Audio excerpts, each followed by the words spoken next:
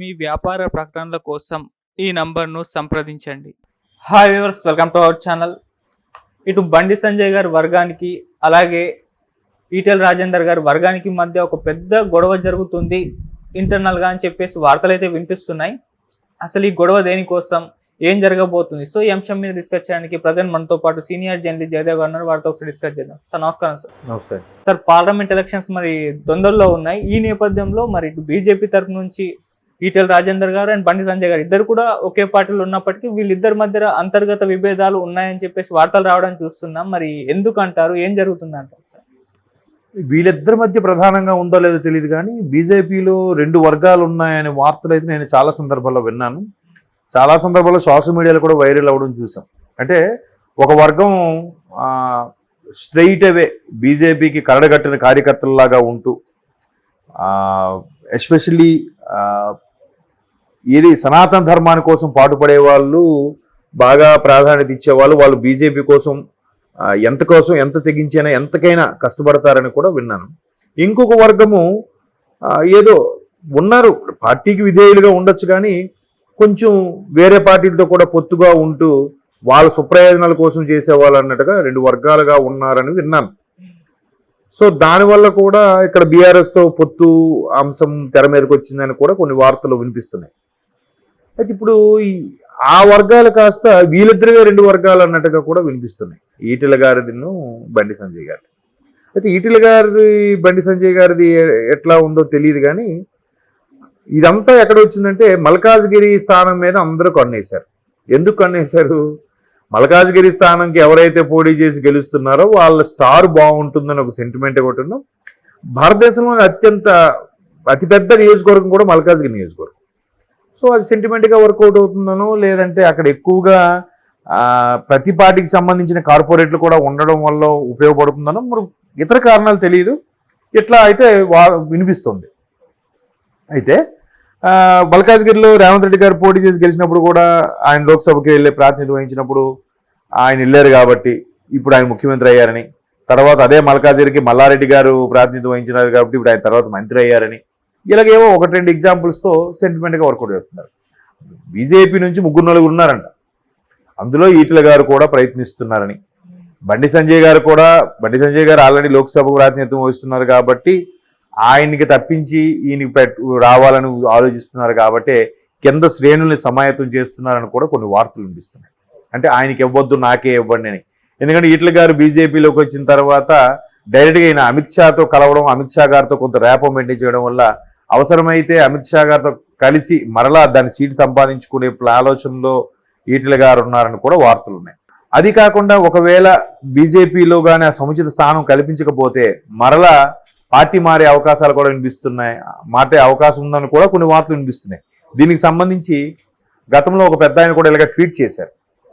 చాలా అనుభవం ఉన్న తెలంగాణ ఉద్యమంలో కీలకంగా ఉన్న ఒక వ్యక్తి మా టీంలోకి రాబోతున్నారు అన్నట్టుగా రాస్తూ ఆ టీంని కూడా TEAM టీం అని పెడితే అందులో ఈని హైలైట్ చేశారు. అప్పుడు కూడా కొంతమంది విశ్లేషకులు అభిప్రాయపడ్డారంటే ఈని హైలైట్ చేశారు కాబట్టి ఈటెల గారు అయి ఉంటారేమో అని అభిప్రాయపడ్డారు, అంటే కాంగ్రెస్లోకి వస్తున్నారేమో అని. బట్ దాని గురించి ఎక్కడ మళ్ళీ డిస్కషన్ రాలేదు, ఎక్కడ టాపిక్ లేదు, ఏ విషయాలు కూడా ఎక్కడ వైరల్ అవ్వలేదు. బట్ ఇప్పుడు ఈయన నాకు మల్కాజ్గిరి స్థానం కానీ ఇవ్వకపోయినట్లయితే మళ్ళీ పార్టీ మారిపోతాను, పార్టీని విడిచిపెడతాను అని సంకేతాలు ఇస్తున్నట్టు కూడా కొంతమంది బీజేపీ పెద్దలు చెప్తున్నారు. అంటే ఊరికే ఎలక్షన్స్ ముందు పార్టీ మారితే కొంచెం పార్టీకి కూడా నష్టమే కదా, కార్యకర్తలు కన్ఫ్యూజ్ అయిపోతారు, చేంజ్ మూడ్లో ఇబ్బంది పడతారు. ఇలా రకరకాలుగా ఉన్న నేపథ్యంలో ఈటెల గారు ఆ లోక్సభ స్థానం మీద కొన్నేసి ఎట్లాగైనా తనే దక్కించుకోవాలని అతను ప్రయత్నాలు చేస్తున్నారు. మరోవైపు బండి సంజయ్ గారు కూడా ఇంతకుముందు గెలిచారు, ఏదో హుజూరాబాద్లో అప్పుడు మేము ఇష్ట ప్రయత్నం చేసాం, గెలిపించుకున్నాం, ఇప్పుడు మళ్ళీ ఓడిపోయి మళ్ళీ ఇప్పుడు నాకు సంబంధించిన సీటు మీద కొన్నేసేలా ఉంది, నేను ఏదో ఆయన హెల్ప్ చేస్తే నాదోనికి వస్తున్నారు అన్నట్టుగా, ఏదో జనరల్గా రాజులు బాగానే ఉంటారు కానీ కింద స్థాయిలో వాళ్ళకి పుల్లలు పెట్టగట్రా చేస్తుంటారు. అలా కూడా కొన్ని జరుగుండొచ్చు. నెక్స్ట్ లెవెల్ కార్యకర్తలు కానీ నెక్స్ట్ లెవెల్ నాయకులు ఎవరైతే ఉన్నారో వాళ్ళు వాడి మీద, సార్ మీకన్నా ఆయన ఎక్కువ ట్రై చేస్తున్నారు సార్, ఆయనకి ఇస్తారేమో సార్, మీకు రాదేమో సార్ అని పుల్లబెట్టే వాళ్ళు ఉంటారు చాలామంది. అట్లాంటిది జరిగిందో ఏమో తెలియదు కానీ ఇద్దరి మీద కోల్డ్ వార్ అయితే నడుస్తుంది అన్నట్టుగా టాక్ వినిపిస్తుంది. ఆ రెండు వర్గాలు కూడా ఈ రెండు వర్గాలే ఏమా అని డౌట్. బట్ నేను విన్న వర్గం వేరే. అది కేంద్ర మంత్రి స్థానం నుంచి కూడా వాళ్ళు సెపరేట్ జోనర్లో ఉంటారు కాబట్టి వాళ్ళు ఎక్కువగా రాష్ట్రంలో పెద్దగా పోరాడరు. బట్ బండి సంజయ్ గారు లాంటి వ్యక్తి బాగా పోరాడారు కాబట్టి తెలంగాణలో ఒకప్పుడు బీఆర్ఎస్ ప్రభుత్వానికి ప్రత్యామ్నాయం బీజేపీ అన్నట్టుగా తీసుకొచ్చారు.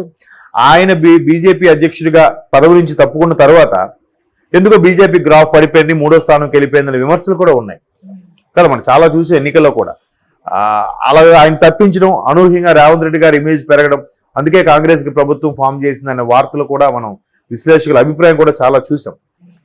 సో ఇప్పుడు అదేంటంటే టీ కప్లో తుఫాన్ లాగా ఆ పార్టీలోనే ఇట్లా వర్గాలు అవ్వడం అనేది దట్టు ఎలక్షన్స్ ముందనే మంచిది కాదు. బట్ అధిష్టానంకి ఇది రీచ్ అయితే మాత్రం ఖచ్చితంగా బుజ్జగించే ప్రయత్నం చేస్తారు.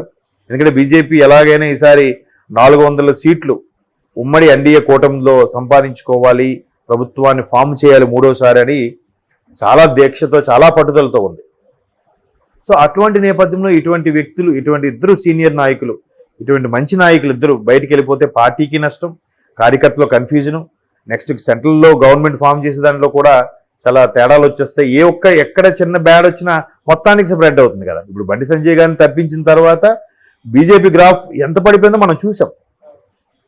బీజేపీ ఎందుకంటే ఒకటి హుజూరాబాద్ ఈటెల గారిది గెలుచుకోవడం, తర్వాత రఘునందన్ గారిది ఆ సీటు గెలుచుకోవడం బై ఎలక్షన్లో, అరే బీజేపీ బాగుంటుంది, దుబ్బాక గెలుచుకున్నా కూడా బీజేపీ గ్రాఫ్ బాగా పెరిగింది, బండి సంజయ్ గారు బాగా కష్టపడుతున్నారు, ఇలాగే కష్టపడితే నెక్స్ట్ బీఆర్ఎస్కి ప్రత్యామ్నాయం బీజేపీ అనుకుంటుండగా ఆయన ఎందుకు తప్పించారో తెలియదు. సో ఈ తప్పిదాలు మళ్ళీ బీజేపీ చేయకుండా ప్రయత్నిస్తుంది కూడా. అందుకని ఈటెల రాజేందర్ గారికి ఇవ్వడమా ఇది ఇవ్వడమా అని తెలియదు కానీ వీళ్ళు మాత్రం వాడికి ఇవ్వకూడదు, వీడికి ఇవ్వకూడదు, నాకే అవ్వాలి అనే తాపత్రం అయితే ఉంటుంది కదా. సో అది ఏం జరుగుతుందని చూద్దాం. ఎందుకంటే ఈటెల రాజేందర్ గారు మంచి నాయకులే, ఆయన చాలా ఇబ్బంది పడి మనస్తాపానికి గురై బీఆర్ఎస్ నుంచి దీనికి వచ్చారు. సో ఇక్కడికి వచ్చాక రాజీనామా బై ఎలక్షన్లో మంచి మెజారిటీతో గెలిచారు, మంచి ఇమేజ్ పెరిగింది. అమిత్ షా గారు లాంటి వ్యక్తుల కళలో కూడా పడ్డారు.